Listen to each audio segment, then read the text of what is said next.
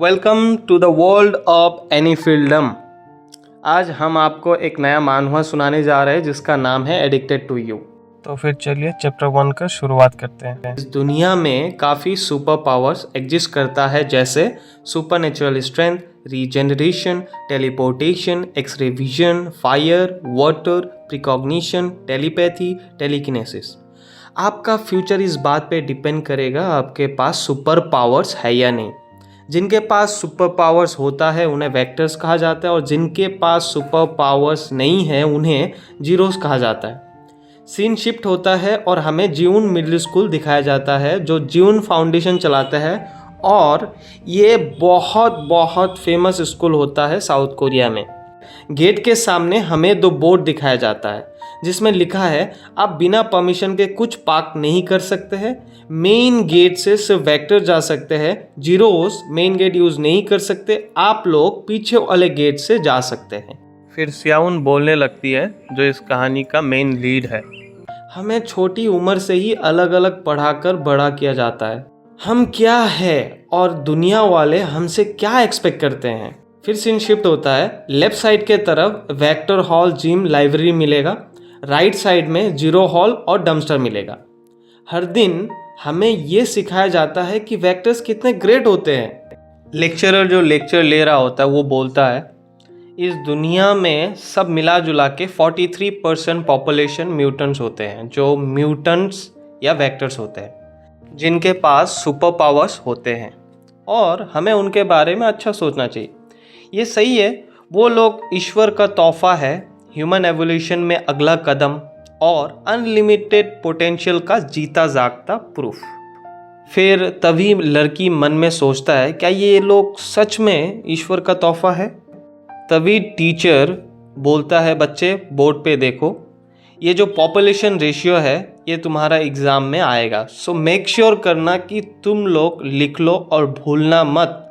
तुम zeros vectors के बदौलत इस सक्सेसफुल और वंडरफुल वर्ल्ड में हो, इसलिए तुम लोगों को उनके साथ रहने के लिए हमेशा उनका रेस्पेक्ट करना चाहिए। फिर टीचर देखता है स्याउन कहीं खोई खोई ऐसी है, तो स्याउन से पूछता है तुम कुछ लिख क्यों नहीं रहे हो। फिर स्याउन टीचर को बोलता है मेरे पास लिखने के लिए कुछ भी नहीं था। फिर टीचर स्याउन को पूछता है क्या मैंने तुमसे नहीं कहा था कि पॉपुलेशन रेशियो एग्ज़ाम में आएगा। तब जाके स्याउन टीचर को जवाब देता है अपनी शक्तियों के साथ पैदा होता है वो वर्ल्ड के पॉपुलेशन का लगभग 42.5% हिस्सा होता है। लिक्सिस जो अपने ज़िंदगी में बाद में अपने पावर्स डेवलप करते हैं जो लगभग 0.5% होता है, और बचा हुआ 57% जीरोस होता है जिनके पास कोई सुपर पावर्स नहीं होता। फिर स्याउन बोलता है टीचर को क्योंकि सुपर पावर्स पास ऑन होता है पेरेंट्स से चाइल्ड में, तो वेक्टर्स उतनी ही शक्तियों के साथ पैदा होता है जितना उनके मॉम डैड के पास होता है। हालांकि वो जो स्पेसिफिक पावर्स मैनिफेस्ट करता है वो कंप्लीटली रैंडम होता है। उनके पास जो पावर्स होता है उनके बेसिस पे उनके जगह डिसाइड किया जाता है सोसाइटी में। और उस ग्राफ को देखिए, सबसे नीचे जो वेक्टर्स है उन्हें नेचुरल्स कहा जाता है, जो इस दुनिया में बहुत कॉमन है क्योंकि उनके पास सिर्फ एक तरीके का पावर्स होता है, और जिनके पास 2 तरीके का पावर्स होता है उन्हें जनरल्स कहा जाता है। वेक्टर्स जिनके पास 3 तरीके का पावर्स होता है या उससे भी ज़्यादा होता है तो उन्हें हायर लेवल्स में गिना जाता है, और शुरुआत फ्लैट से होता है जिनके पास 3 तरीके का पावर्स होता है, फिर मेयर्स जिनके पास 4 तरीके का पावर्स होता है, और फाइनली यूनिवर्स जो सुपर लेवल्स के होते हैं क्योंकि उनके पास 5 तरीके का पावर्स होता है। और क्योंकि यूनिवर्स बहुत रेयर होता है तो इस पूरे कंट्री में सिर्फ 6 यूनिवर्स ही है, और ब्ला ब्ला ब्ला।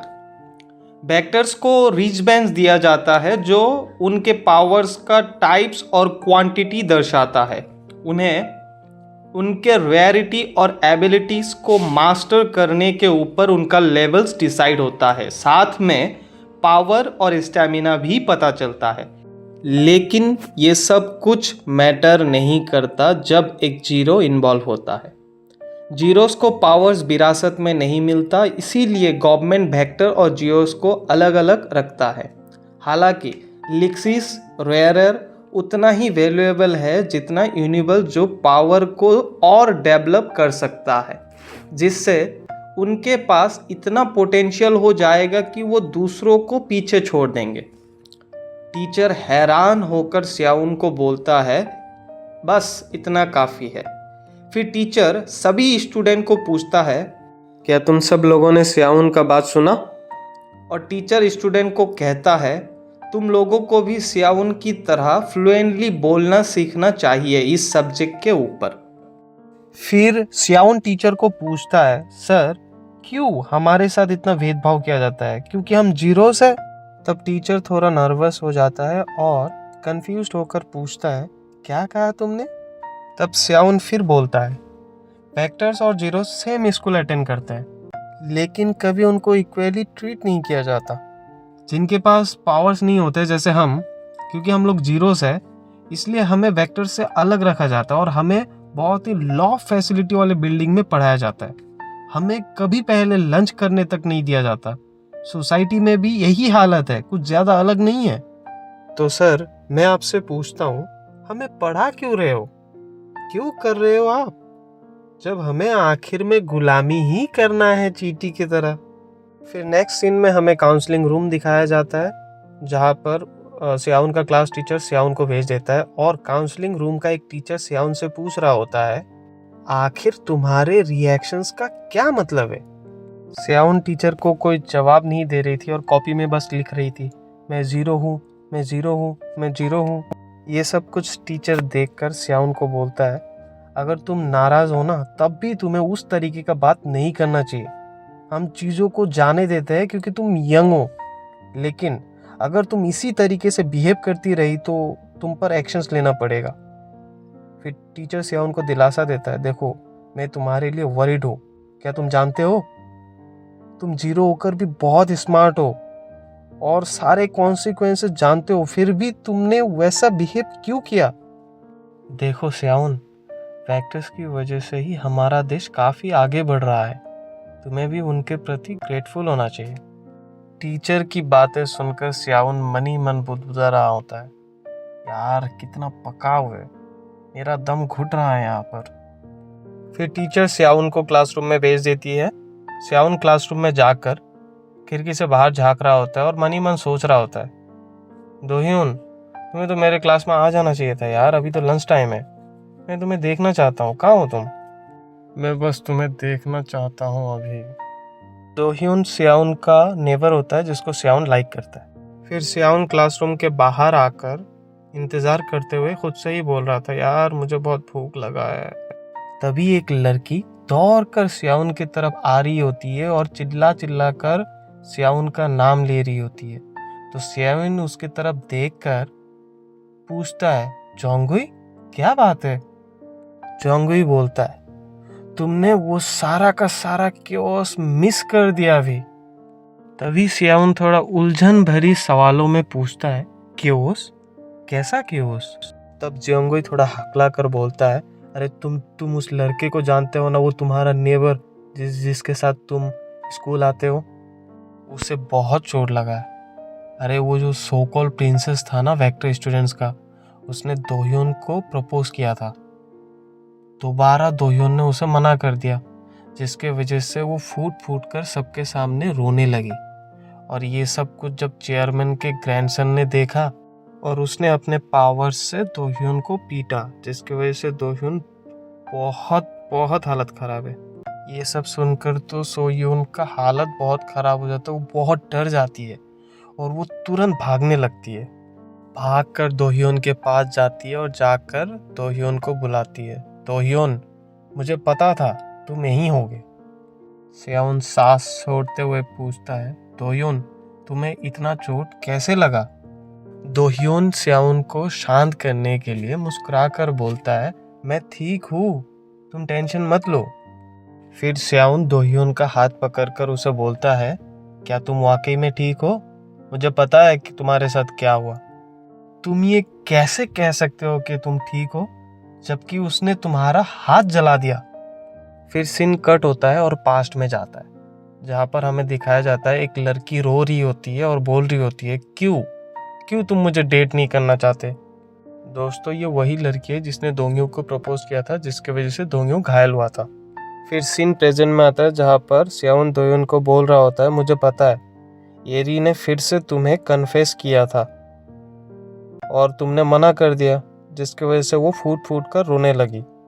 और वो गुस्सेल आदमी जो उससे लाइक करता है, उसने अपने पावर्स तुम पर इस्तेमाल किए, है ना।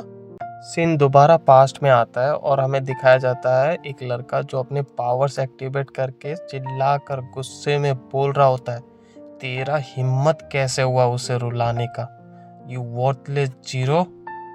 हिम्मत कैसे हुआ तेरा एक फैक्टर को उकसाने का। ये बोलकर वो लड़का हमला कर देता है अपने पावर से, जिसकी वजह से दोंग्योन का हाथ जल जाता है। दोस्तों, आपको एक बात बताना भूल गया था, जिस लड़की की वजह से ये सब कुछ शुरू हुआ उस लड़की का नाम एरी था। और ये लड़का जो इसको पीट रहा था, ये लड़का एक्चुअली में इस पूरे स्कूल का चेयरमैन का ग्रैंडसन है, यानी कि पोता है। फिर सीन प्रेजेंट में आता है, जहाँ पर स्याउन दोह्योन को टॉन्ट मार रहा होता है, तो प्रैक्टिकली हर दिन लड़कियां तुम्हें प्रपोज करने आती है ना। स्याउन का टॉन्ट सुनकर दोह्योन हंसने लग जाता है।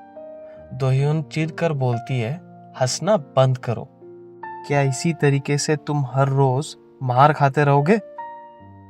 थोड़ी देर के लिए प्रपोजल एक्सेप्ट करने का प्रिटेंड क्यों नहीं करते, उसे रुलाना ही क्यों है। तभी दोह्योन पूरा सीरियस हो जाता है और सीरियस होकर बोलता है, There's no way I'm doing that. मैं ऐसा बिल्कुल नहीं करूँगा।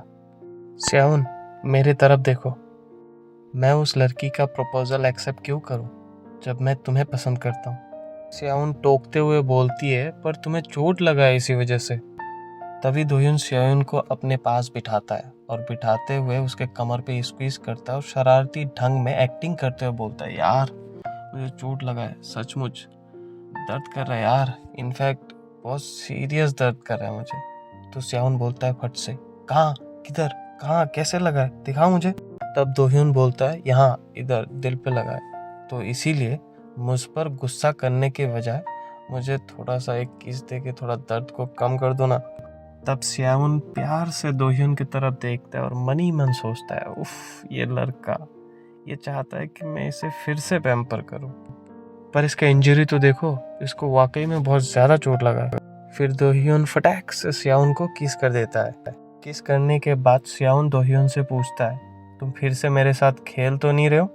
तो दोह्योन बोलता है, नहीं यार, मैं तो तुम्हें बस किस कर रहा था, क्योंकि तुम्हें देख के ऐसा लगता है कि तुम्हें भी चोट लगा है। मुझे पता है, वो लोग तुम्हें फिर से काउंसलिंग रूम में लेके गए थे ना, ताकि तुम्हें फिर से कैद कर ले, है ना। तो स्याउन पूछती है, तुम्हें कैसे पता ये सब। तो दोह्योन बोलता है, तुम्हारे दोस्त ने बताया मुझे। खैर, उनकी बातें मत सुनो, मैं तुमसे प्रॉमिस करता हूँ तुम जो चाहोगे वो बन जाओगे। तब स्याउन थोड़ा इमोशनल हो जाती है और मन ही मन सोचने लगती है, क्या किसी के साथ सेम वेवलेंथ पर होना ऐसा ही लगता है। तुम हमेशा वही कहते हो जो मुझे सुनना है, कितना अजीब है यार। तब स्याउन सोचना छोड़कर दोह्योन को बोलता है, तुम्हारे शब्द मुझे किसी ना किसी तरीके से बहुत बेटर फील कराता है। तब दोह्योन बोलता है, तो फिर अब से मैं हमेशा तुम्हारे साइड पर रहूंगा और तुम्हें चेयर करता रहूंगा। बोलकर दोह्योन स्याउन को किस करने लगता है और फिर स्याउन मन ही मन सोचता है, तुम हमेशा से मुझे वैसा ही देखते हो जैसे मैं हूँ, एक जीरो के तरह नहीं, एक इंसान के तरह। मैं ये सोचकर हैरान होता रहता हूँ कि हम आगे चलकर क्या बनेंगे। सीन शिफ्ट होता है और हमें दिखाया जाता है कि चारों तरफ आग ही आग लगा हुआ है।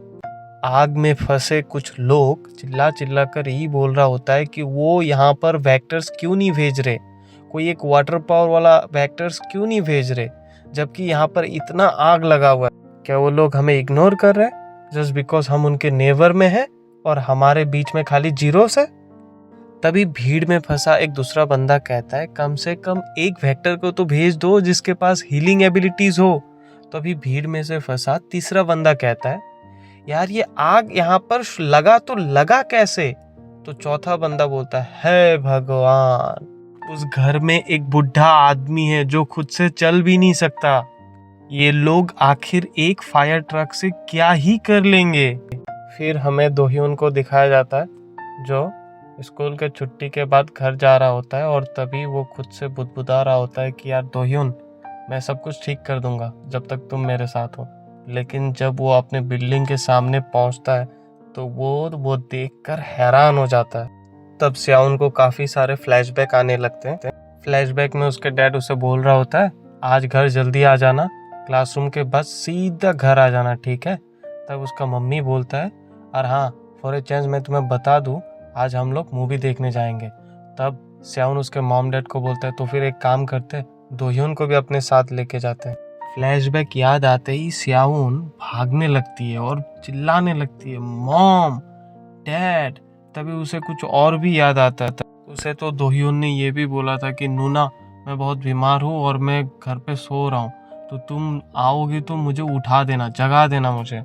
गाइस मैं आपको यहाँ पर ये बता देता हूँ, नूना जो शब्द है वो ओल्डर फीमेल्स को दर्शाता है जो मेल्स यूज करते हैं कोरिया में। चारों तरफ का आग देखकर स्याउन रोने लग जाती है और रोते हुए बोलती है ये नहीं हो सकता, लेकिन ये आग सब कुछ ले गया मुझसे, मेरी प्यारी फैमिली और दोह्योन जिसके बारे में मैंने सोचा था कि मैं हमेशा उसके साथ रहूंगी। तब स्याउन को याद आने लगता है दोह्योन का, कैसे दोह्योन ने उसे एक रिंग दिया था और उससे बोला था जब तुम बड़ी हो जाओगी और ये रिंग तुम्हारे उंगली में फिट आएगा तब हम शादी कर लेंगे। सो सिया, जल्दी बड़ी हो जाओ और मेरी दुल्हन बन जाओ। तब स्याउन ने उसे बोला था ठीक है, मैं जल्दी बड़ी हो जाऊंगी और मैं तुमसे शादी कर लूंगी, आई प्रॉमिस। फिर कुछ टाइम बाद मुझे पता चला कि जिस इंसान ने मेरे घर में आग लगाया था और मेरे परिवार और सबको मार डाला था वो स्कूल के चेयरमैन का पोता था, जिसके वजह से सब लोग मुझे इस दुनिया में अकेला छोड़ गए। तो दोस्तों ये था चैप्टर 1 का एंड।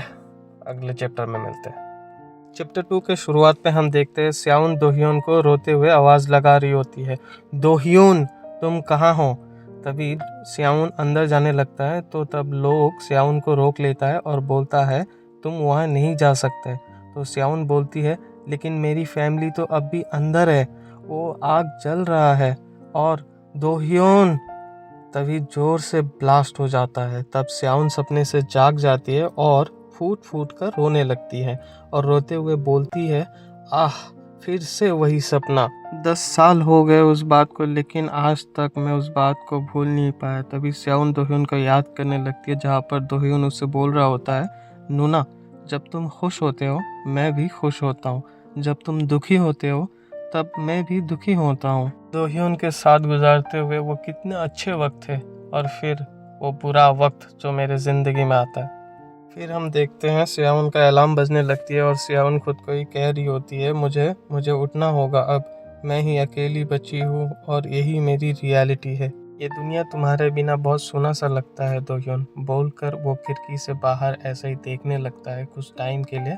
फिर स्याउन बिस्तर से उठकर रेडी होने निकलती है और रेडी होकर वो घर से निकलती है और निकलकर बस का वेट करती है। और फिर जब बस आता है तो वो बस में चढ़कर वहाँ पे कार्ड स्वाइप करती है और जब कार्ड स्वाइप कर रही होती है उसी टाइम पे उसे कुछ सुनाई देता है, कोई 0 पैसेंजर बोल रहा होता है। तो वो जब उस डायरेक्शन में देखती है तो देखता है 2 वेक्टर बस में बैठा हुआ है, उसमें से एक लड़का है और एक लड़की है।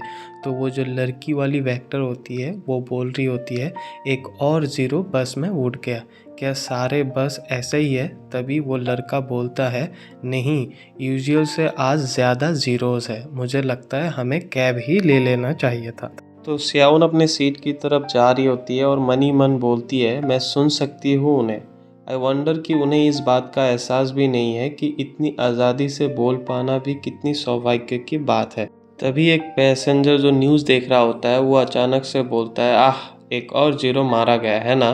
तभी हमें वो न्यूज़ दिखाया जाता है कि मर्डरर सिर्फ 20s में है और उन्हें अरेस्ट कर लिया गया क्योंकि उन्होंने बड़े उम्र के जीरोस पर अटैक करके मार डाला, जिस चीज़ को रिपोर्ट बाइसेंसियो और सेयोंगी पार्क ने किया था। और पुलिस वाले बोल रहे होते हैं कि ये कोई घिनौना क्राइम नहीं है, ये दुनिया तो अब ख़त्म हो चुका है। तो फिर हम देखते हैं ओबीसी न्यूज़ चैनल पर एंकर बोल रहा है एक 40 साल की उम्र के इंसान को 2 साल तक जीरो महिला का पीछा करने की जुर्म में 6 महीने तक सस्पेंड किया गया और 2 साल तक प्रोबेशन दिया गया। और एक्सपर्ट्स इस बात पर डिस्कस कर रहे हैं क्यों वेक्टर्स को इतना ज़्यादा पनिश किया जा रहा है। बैकग्राउंड में स्टोरी टेलर बोल रहा होता है, जीरोस के अगेंस्ट डिस्क्रिमिनेशन के कारण हमारे अगेंस्ट काफ़ी क्राइम हुआ है। ये अक्सर होता था, अब तो ये एवरीडे लाइफ का हिस्सा बन गया है।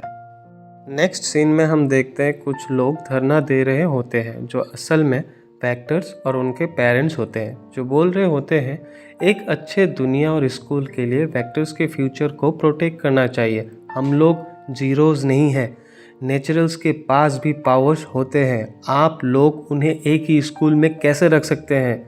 जीरोज स्कूल के माहौल को बिगाड़ रहे हैं। तो रेस्पॉन्स में गवर्नमेंट उनसे प्रॉमिस करता है कि वो लोग बहुत जल्द एक्सक्लूसिव स्कूल्स बनाएंगे ताकि वेक्टर्स बच्चों के एजुकेशनल राइट्स को प्रोटेक्ट किया जा सके।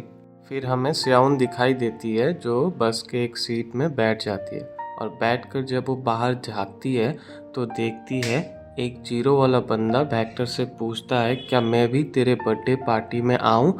तो वो वेक्टर वाला बंदा बोलता है नहीं यार, तू नहीं आ सकता, तू एक जीरो है और मेरे मॉम ने मुझसे कहा है मैं किसी जीरो के साथ ना घूमूं।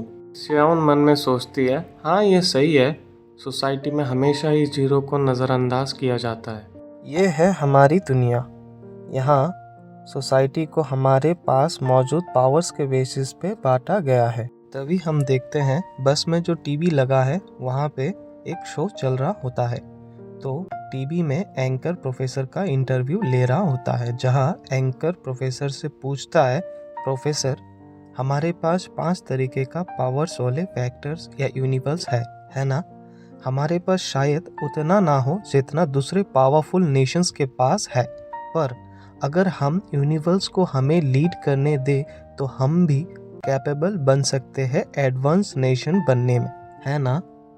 तब प्रोफेसर रिप्लाई करता है एक्चुअली चीज़ें उतनी ब्राइट नहीं है कोरिया के लिए जितनी हम सोचते हैं। सारे यूनिवर्स में से हमारे पास वह ग्रुप से सिर्फ इहियोन शिन है जो 20s में है। हम बहुत भाग्यशाली है कि यहाँ ऐसे रेयर यूनिवर्स जन्म ले रहे हैं जो रैपिडली ग्रो कर रहे हैं। लेकिन जैसे जैसे वो बुढ़ा होते जा रहे हैं हम एक अनप्रिपेयर्ड फ्यूचर की तरफ बढ़ रहे हैं। तब एंकर फिर से पूछता है तो प्रोफेसर आप लेक्सिस को यूनिवर्स के समान शक्ति देने के बारे में क्या सोचते हैं। मैं अभी तक तो उनसे नहीं मिला हूँ, पर मैंने सुना है लेक्सिस भी कैपेबल है ज़्यादा पावर्स को एक्वायर करने में।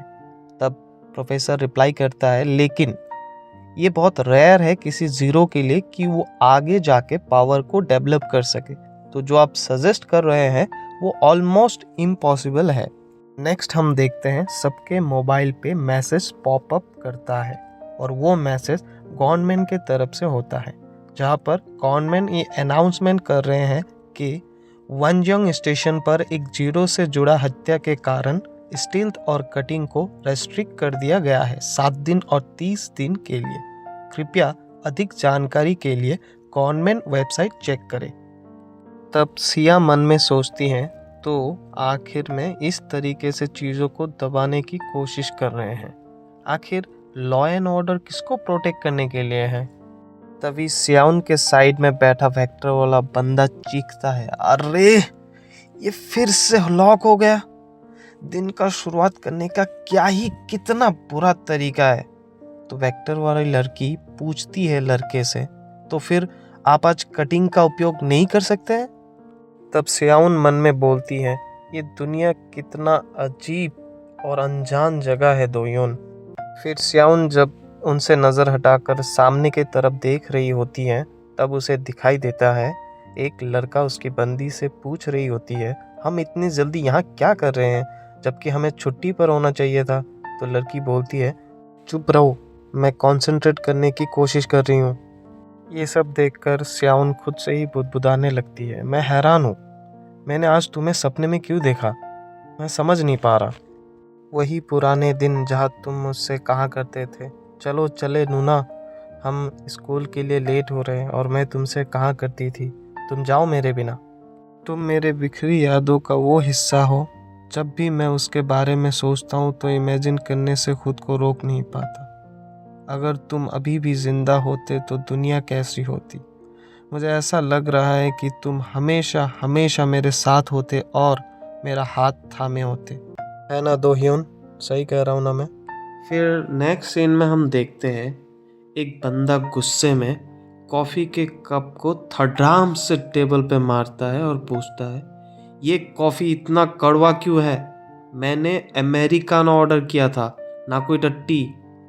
तभी एक स्माइल के साथ फिर स्याउन पोलाइटली बोलती है, अगर आपको इसमें पानी मिलाना था तो आपको ऑर्डर के टाइम मेंशन करना चाहिए था सर।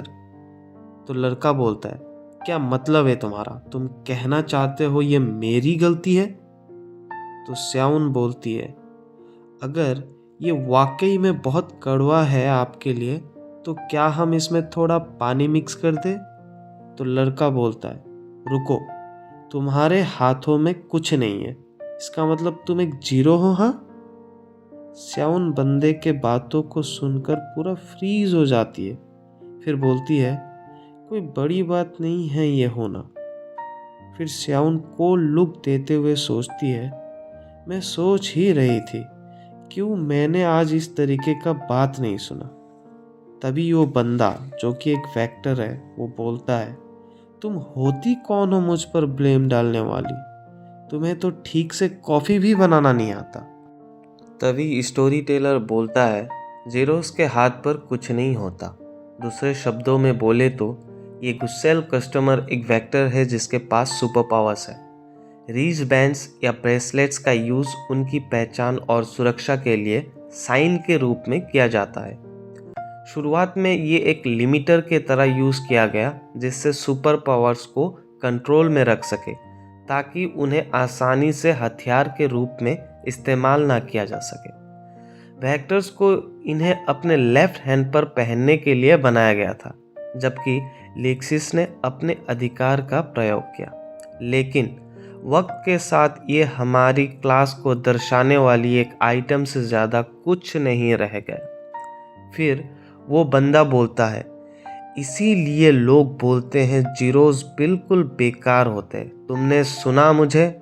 स्याउन के बगल वाली लड़की बिल्कुल हैरान होकर सब देखती रहती है और स्याउन सोचती है, तो इसका मतलब आधी दुनिया यूजलेस है क्या?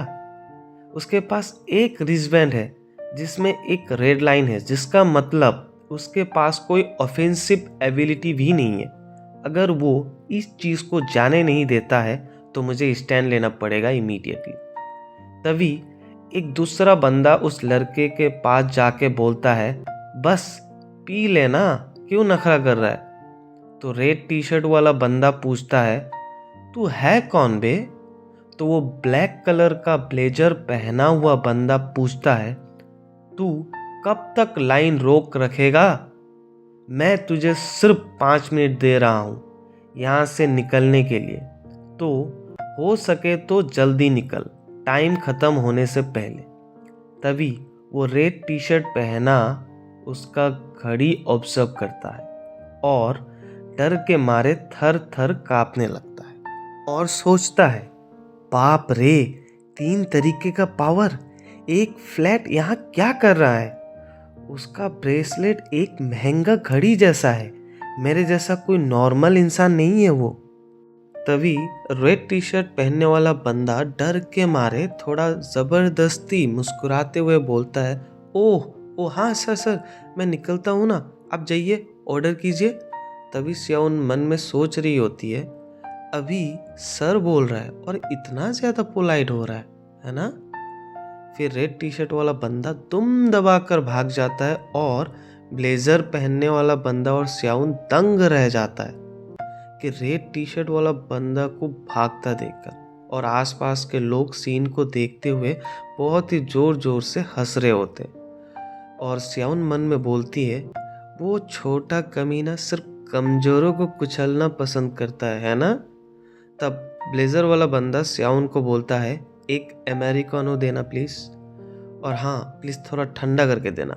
तो स्याउन बोलती है, सर इसके 4501 लगेंगे, तभी वो बंदा कार्ड के साथ एक पेपर भी देता है जो एक नोट जैसा होता है। स्याउन कार्ड को ले लेती है और साथ में नोट को भी ऑब्जर्व करती है और सोचती है, मेरे लिए काफ़ी मुश्किल होता है इस वर्ल्ड में अकेली जीना। अगर मैं मेरे जैसे सोच रखने वाले कुछ लोगों से ना मिले होती। चलो, क्या ये कोई नया मिशन है मेरे लिए? ब्लेजर वाला लड़का बोलता है, एक कॉफ़ी तुम्हारे लिए है तो इसे मेरे प्लेस पे पीना। स्याउन मुस्कुराते हुए थैंक यू बोलती है। फिर वो नोट खोल के देखती है।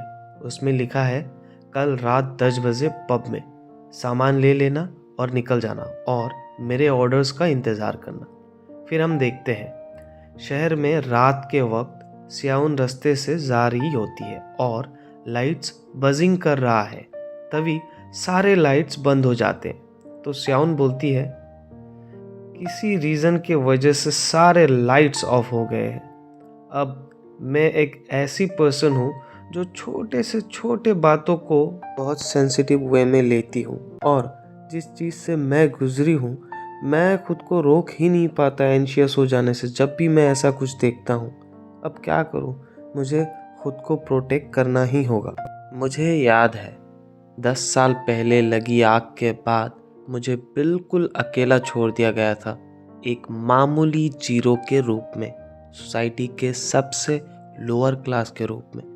आग बुझने के बाद मैं गई थी अपने घर के पास, पर सोसाइटी के एक अंकल और आंटी ने मुझसे कहा था, सिया यहाँ आना बंद करो, चलो वापस चलते हैं, ये खतरनाक है, यहाँ अभी भी जलने की गंध आ रही है। साथ में उन्होंने मुझसे कहा था, तुम्हें याद तो है ना सिया, घर में आग लगाने वाला तुम्हारे ही स्कूल का चेयरमैन का पोता है। फिर स्याउन जोड़ती है, लोगों ने मुझे सिर्फ झूठी तसल्ली ही दी, सहानुभूति मिली मुझे बस लोगों से और कुछ नहीं। फिर से स्याउन जोड़ती है, मैंने कहा था उन लोगों से, मुझे जाने दो चेयरमैन के पोते के पीछे, मैं इसे ऐसे ही नहीं जाने दूंगी। मेरे पास अब कुछ नहीं बचा है, इसलिए मेरे पास खोने के लिए भी अब कुछ नहीं है। तब उन लोगों ने मुझसे कहा था, चाइल्डिश मत बनो, हमने भी हमारी फैमिली खोई है, लेकिन अगर कोई मामूली सा जीरो इधर उधर घूमता हुआ किसी वेक्टर के तलाश में निकलता है, तुम्हें क्या लगता है कि इसकी जिम्मेदारी किसकी होगी? तुम्हें क्या लगता है सिया कि तुम्हारी किस्मत फिर से चमक जाएगी सिर्फ इसलिए कि तुम आग में कूदने के बाद भी बच गए हो? अगर न्याय पाना इतना ही आसान होता तो हम पहले ही इसके लिए आवाज़ उठा रहे होते, लेकिन उन सुपर पावर्स के सामने हमारी कोई कीमत ही नहीं है। एटलीस्ट उन्होंने हमें थोड़ा कंपनसेट तो किया। सिया, जब तुम बड़ी हो जाओगी तब तुम्हें समझ में आ जाएगा कि हमने तुम्हें क्यों रोका था। अगर तुम संघर्ष करते रहोगे तो चीज़ें और भी मुश्किल हो जाएंगी। अभी सियाउन सोचती है, इस दुनिया में मैं बिल्कुल अकेली हूँ, इस रियलिटी ने मुझे पूरी तरह से झकझोर दिया। उस दिन मैंने कसम खाई थी, असहाय होकर फ्लोर पर पड़ी नहीं रहूँगी और रोती नहीं रहूँगी। तभी सियाउन एक लड़के को देखती है और सोचती है, वो कौन है और वहाँ खड़ा क्यों है? कोई ब्रेसलेट भी नहीं है, हाँ, तो उसके पास कोई सुपर पावर्स भी नहीं है, फिर भी मुझे इन्वॉल्व नहीं होना चाहिए उसके साथ। एनीवे, मेरा कल मिशन भी है। ये सब सोचते हुए जब वो जा रही होती है तभी ब्लैक टी शर्ट वाला बंदा बोलता है, एक्सक्यूज़ मी मिस, वाओ तुम तो काफ़ी खूबसूरत हो गई हो, हाँ। तभी सियाउन सोचती है, आजकल इन अजीबो गरीब लोगों को क्या हो गया है, ये एक ज़ीरो है बिल्कुल मेरे जैसा, तो इसे टेक डाउन करने में कोई प्रॉब्लम भी नहीं होगी, लेकिन ये जानता है मैं यहाँ रहती हूँ, राइट। तब ब्लैक टी शर्ट वाला बंदा बोलता है, सिया। तो सियाउन सोचती है, ये मेरा नाम भी जानता है। तो ब्लैक टी शर्ट वाला बंदा पूछता है, क्या तुम्हारे पास अभी भी वो रिंग है? तो सियाउन हैरान होकर सोचती है, क्या ये सब कोई सपना है? तो ब्लैक टी शर्ट वाला में बंदा पूछता है, क्या तुम्हें वो फिट होता है अभी?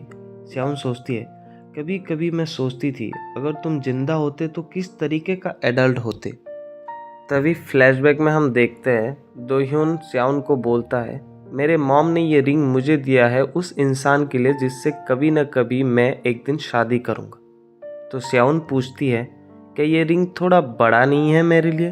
तो दोह्यून आंसर देता है, हाँ, बड़ा तो है, इसलिए तुम्हें जल्द से जल्द बड़ा होना है ताकि रिंग तुम्हारी उंगली में फिट हो जाए। जब ये रिंग फिट हो जाएगा तब शादी कर लेंगे, जब तुम काफ़ी बड़ी हो जाओगी इस रिंग के लिए तब।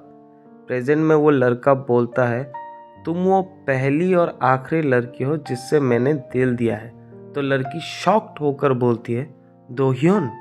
तब दोह्योन मुस्कुरा देता है और स्याउन को दोह्योन का मुस्कुराता हुआ चेहरा देखकर उसे याद आता है बचपन के टाइम में जब दोह्योन उससे बोला करता था, सिया जल्दी बड़ी हो जाओ ताकि मेरी दुल्हन बन सकूं।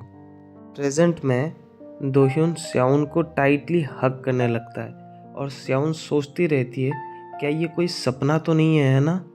तो वो दोह्योन को आवाज़ लगाती है और पूछती है, दोह्योन क्या तुम वाकई में दोह्योन हो। तो दोह्योन बोलता है, चलो अंदर चलते हैं। तभी स्ट्रीट के सारे लाइट्स आ जाते हैं। स्याउन दोह्योन को देखकर मन ही मन बोल रहा होता है, दोह्योन तुम मेरे नाइटमेयर्स में भी एक जवान बच्चे ही होते हो। मैंने 10 साल तक ये सोचा कि तुम मर चुके हो।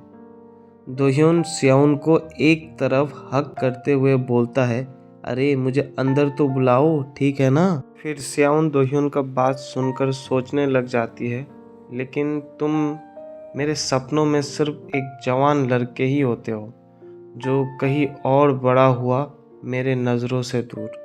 क्या सिर्फ मेरे पास वापस आने के लिए। एपिसोड 3 के शुरुआत में स्याउन दोह्योन को कहती है, अंदर आ जाओ, और साथ में पूछती है, तुम्हें शायद बहुत गर्मी लगी होगी है ना। तो दोह्योन कहता है, ना मैं ठीक हूँ। अंदर आने के बाद स्याउन स्विच ऑन करती है, तब लाइट्स ऑन होता है तो दिखता है पूरा रूम मैस हो चुका है। बेडशीट, टेबल, डस्टबिन, कपड़े, किताबें, सबका हाल बहुत ख़राब है। तब दोह्योन पूछता है, तुम अकेली रहती हो है ना। तो स्याउन ऑकवर्ड होकर कहती है और पूरा रूम ठीक करने लगती है और सोचती है, कितना गंदा करके रखा हूँ मैं भूल गई थी कि मैं रूम ऐसे ही छोड़ गया था जब सुबह मैं हड़बड़ी में निकल गई थी। तो दोह्योन देखता है एक कप, कुछ अंडे, एक बोतल, मेकअप प्रोडक्ट्स फीमेल के लिए, और फिर उसे एक स्कर्ट दिखाई देता है। तो दोह्योन स्याउन से पूछती है, तुम्हें अभी भी स्कर्ट्स पहनना पसंद है ना। हालांकि हम अभी स्कूल में नहीं हैं। स्याउन उसे देखती है लेकिन कोई शब्द नहीं निकलता। फिर स्याउन को याद आता है जब दोह्योन उसे डांटा करता था, क्या मैंने तुमसे गर्म कपड़े पहनने के लिए नहीं कहा था, क्योंकि स्कूल की यूनिफॉर्म का स्कर्ट पैंट से ज़्यादा ठंडे होते हैं। अपने पफर्स जैकेट क्यों नहीं पहनी। तो स्याउन बोलती थी, वैसे अभी इतनी ठंड नहीं है। प्रेजेंट में स्याउन मुस्कुराते हुए सोचती है, फिर से मुझे मेरे कपड़ों को लेकर ताना मार रहा है ना। मुझे लगता है ये दोह्योन की आदत है। तब स्याउन पूछती है दोह्योन से, क्या तुम कुछ पीना चाहोगे, कॉफ़ी या ग्रीन टी में भी। स्याउन सोचती है, मेरे घर पे और क्या क्या था। तो दोह्योन कहता है, ना मुझे कुछ नहीं चाहिए। तो स्याउन सोचती है, उसका वॉइस वो बिल्कुल मैच्योर्ड बंदे के तरह साउंड करता है। आई गेस हाँ, सेंस बनाता है, क्योंकि मैं 26 की हूँ तो वो भी तो 25 का है। फिर स्याउन पानी गर्म करने लगती है। तभी दोह्योन पूछता है, क्या यहाँ और कोई लड़का नहीं आता। तब स्याउन हैरान होकर बोलती है, क्या लड़का, रुको क्या कहा तुमने। तो दोह्योन थोड़ा ऑकवर्ड सा शक्ल बनाकर बोलता है, मैंने पूछा कि तुम्हारा कोई बीएफ है या नहीं। स्याउन को दोह्योन कैसे याद है।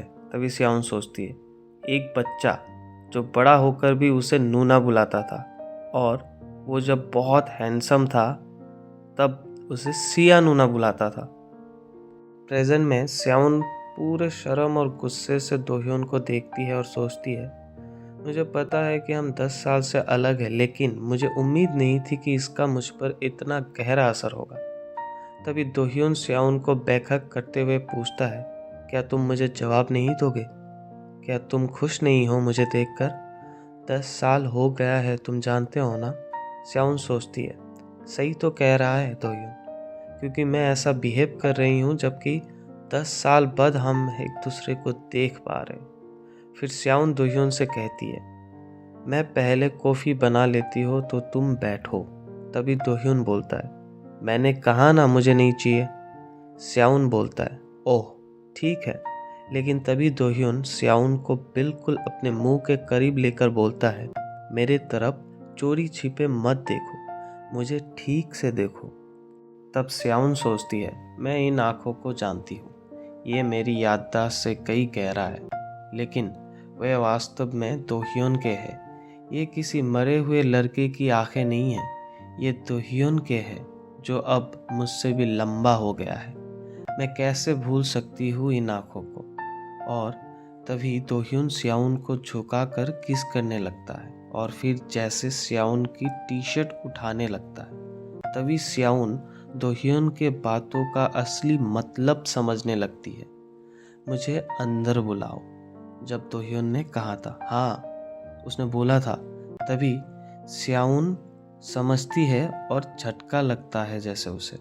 तभी स्याउन दोह्योन को रुकने बोलती है और पूछता है, क्या यही सब तुम्हारे दिमाग में था जब तुमने मुझे कहा तुम्हें अंदर आना है? तो दोह्योन पूछता है, क्यों, तुम्हें पसंद नहीं है क्या? क्या 10 साल बीत जाने के बाद तुम मुझे पसंद नहीं करते?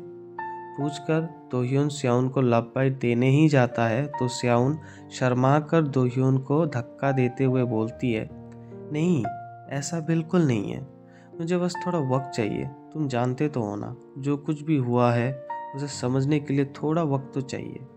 तब दोह्योन पूछता है, क्या मेरा दिखना तुम्हारे लिए इतना चौंकाने वाला है?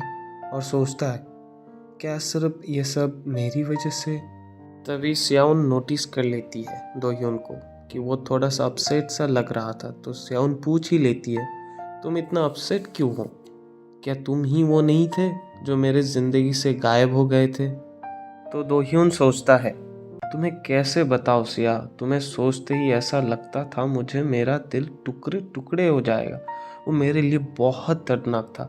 तभी फ्लैशबैक में दिखाया जाता है, स्याउन जब हॉस्पिटल बेड से जागती है तब सोसाइटी से एक आंटी उसे डांटने लगती है, तुम क्या सोच रहे थे हाँ स्याउन?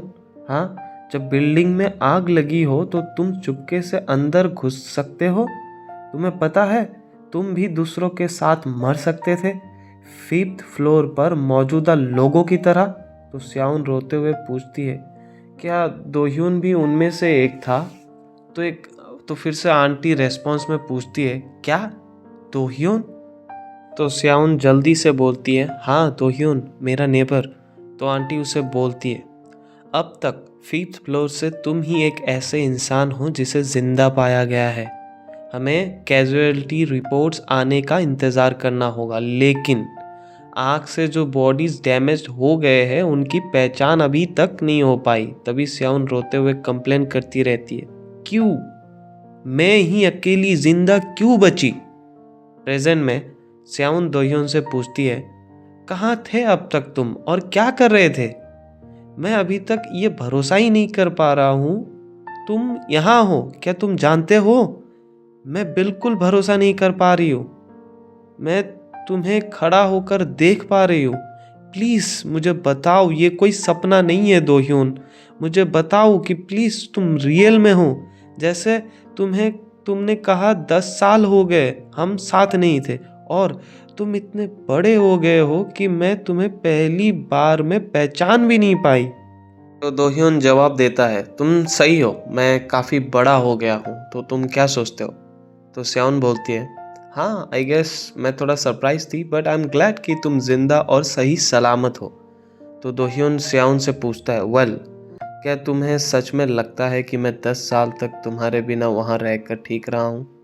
तब स्याउन थोड़ा कंफर्ट करने लगती है दोह्योन को और दोह्योन बोलता है, मैं अपसेट हूँ क्योंकि मैं पिछले 10 साल आए तुम्हारे अंदर के चेंजेस को नहीं देख पाया, लेकिन तुम मेरे ठीक होने पर प्राउड फील कर रहे हो। ऐसा लग रहा है जैसे मेरा दम घुट रहा है। तभी स्याउन टोकते हुए बोलती है, रुको, मैं भी तुमसे सेम बात कहना चाहती हूँ। और दोह्योन का हाथ पकड़कर बोलती है, चलो झगड़ा बंद करते हैं और क्यों ना बात करें। मुझे जानना है तुम कहाँ थे इतने सालों तक और क्या कर रहे थे। तब दोह्योन जवाब देता है, मैं यहाँ से बहुत दूर था, कोरिया से बाहर। तो स्याउन पूछती है, तो एग्जैक्टली कहाँ पर? तब दोह्योन बोलता है, तुम कभी नहीं जान पाओगे अगर मैं तुम्हें बता भी दूँ तब भी। तो स्याउन कुछ समझ नहीं पाती और दोबारा पूछती है, मैं तुम्हें समझूं कैसे अगर तुम मुझे इतना ही बताओगे तो। स्याउन थोड़ा पास जाकर बोलता है, तुम जानते हो इतने सालों से मैं यहीं सोचती थी कि तुम मर चुके हो। तुम्हें याद है तुमने मुझसे टेक्स्ट किया था जब मैं स्कूल में थी कि तुम कब तक सोओगे। टेक्स्ट में दोह्योन ने कहा था, नूना मैं बीमार हूँ तो मैं घर पर सो रहा हूँ, तुम घर आ जाओगे तो मुझे जगा देना। लेकिन जब तक मैं पहुंची तब तक हर जगह बस आग ही आग लगा हुआ था, तो मैंने सोचा मैंने तुम्हें खो दिया, साथ में मेरा और तुम्हारा पेरेंट्स भी। इवन उस टाइम भी जब आग लगी थी मुझे पता था ये टाइम लेने वाला है और बहुत मुश्किल है किसी ज़ीरो का किसी तरह का मदद मिलना, तो मुझे तो कुछ करना ही था। तब मैंने डेप्यूटी चीफ को कहा, डेप्यूटी चीफ सेकंड फ्लोर के स्टेयरकेस पर एक सर्वाइवर है, उन्हें भटकाया और एक रास्ता बनाकर मैं अंदर घुस गई। यही वो आखिरी चीज़ है जो मुझे याद है। तब दोह्योन बोलता है, मुझे पता है मेरे पेरेंट्स गुजर गए आग लगने के बाद। और ये बातें सुनकर स्याउन फ्रीज हो जाती है। तो दोह्योन बोलता है, मैं सो रहा था जब मैंने तुम्हें टेक्स्ट किया था, लेकिन उसके बाद मैं बाहर निकल गया था। मैं घर पर नहीं था जब आग लगा था। मैंने तुम्हारा नाम देखा था सर्वाइवर लिस्ट में। तो स्याउन हैरान होकर सोचती है, उसे पता था मैं जिंदा थी। तभी दोह्योन फिर से बोलता है, मैंने ये भी सुना था जब तुम हॉस्पिटल से डिस्चार्ज हुए थे और तुम तुम्हारे रिलेटिव्स के घर रह रहे थे। ये सब सुनकर स्याउन को याद आता है जब उसके रिलेटिव ने उसे बोला था उसे घर से निकलते वक्त, मैं तुम्हें इसलिए अपने साथ नहीं रख रही हूँ क्योंकि मैं जानती हूँ आखिरकार जीरो का कोई यूज़ नहीं है, अगर वो स्मार्ट हो तब भी। तुम हमारे खर्चे को ही बढ़ाओगे, कोई परेशानी मत खड़ी करो, बस अपने सर नीचे रखो। अच्छा हुआ कि तुम्हारा ज़्यादा सामान साथ नहीं ले जाने को, क्योंकि वैसे भी उन्हें रखने के लिए कोई जगह नहीं होती। और हाँ, अब से तुम्हें तुम्हारे पैसे का इस्तेमाल समझदारी से करना होगा। प्रेजेंट में स्याउन दोह्योन से पूछती है रोते हुए, क्या तुम जानते हो इतने सालों में मैंने क्या क्या सहा है?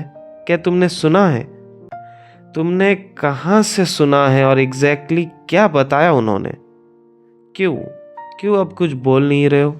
तो स्याउन अपने हाथ टाइट करते हुए पूछती है, बताओ तुम्हें कैसे पता है कि मैं क्या कर रही थी इतने साल, जबकि मैं तुम्हारे बारे में इतना भी नहीं जानती थी कि तुम जिंदा हो। दोह्योन बोलो, कुछ तो बोलो, कहाँ थे तुम और इतने सालों से क्या कर रहे थे? तुमने एक बार भी मुझसे कांटेक्ट नहीं किया, क्यों? तब दोह्योन स्याउन को कंफर्ट करते हुए बोलता है, लेकिन मैं अभी तुम्हारे पास हूँ ना, है ना? दोह्योन स्याउन को हाथ पकड़कर बोलता है, एंड में मैं तुम्हारे पास वापस आ गया, है ना?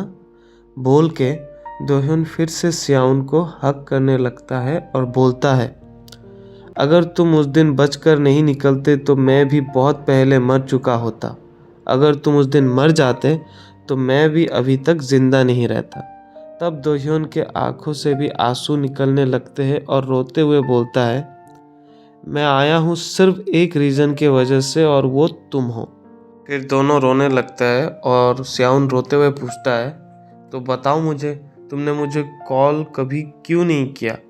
मुझे बताओ क्या हुआ था, क्यों हमारे साथ ही वो सब कुछ हुआ? रेस्पॉन्स में दोह्योन बोलता है, तुम्हें बस इतना याद रखना है, तुम जो भी करना चाहो मैं एक्सेप्ट करूँगा, मैटर नहीं करता क्या है वो। जब जिंदगी मुश्किल हो जाता है तो लोग धर्म जैसे चीज़ों पर भरोसा करने की तलाश करते हैं। मुझे यकीन है हम एक दूसरे के लिए वही बनेंगे, भले ही एक दूसरे के प्रति हमारा विश्वास और जुनून धीरे धीरे हमारे जीवन को नष्ट कर दे। It's all right because it's you. Scene shift होता है और हम देखते हैं एक बंदा चाय के कप को पकड़ते हुए बोलता है, वेल, क्या तुम्हारा यही सरप्राइज था? मुझे लगा था दोह्योन के चले जाने पर तुम काफ़ी फ्रस्ट्रेटेड होगे। तभी दूसरा बंदा बोलता है, नहीं, मैं काफ़ी टाइम से ऐसा ही कुछ एक्सपेक्ट कर रहा था, इसलिए उसके भाग जाने पर मुझे ज़्यादा हैरानी नहीं हुई। जो बंदा बैठा हुआ है वो असल में कोई सेक्रेटरी होता है जो सामने वाले बंदे को बोलता है, खैर मुझे लगता है कि मुझे आपसे इससे कम की उम्मीद तो नहीं थी। जेम्स, तो आपको पहले से ही पता है वो कहाँ है, तो मैं अभी तुरंत वहाँ आदमी भेज देता हूँ। तो जेम्स बोलता है, मिस्टर सेक्रेटरी, हमें इतनी जल्दबाजी नहीं करनी चाहिए। दोह्योन इसलिए भाग गया क्योंकि बाहर उसे कुछ चाहिए था। हमें कुछ वक्त तक उसका इंतज़ार करना है। फिर जिस रास्ते से वो भागा है उसी रास्ते से वो खुद हमारे पास वापस आना चाहेगा।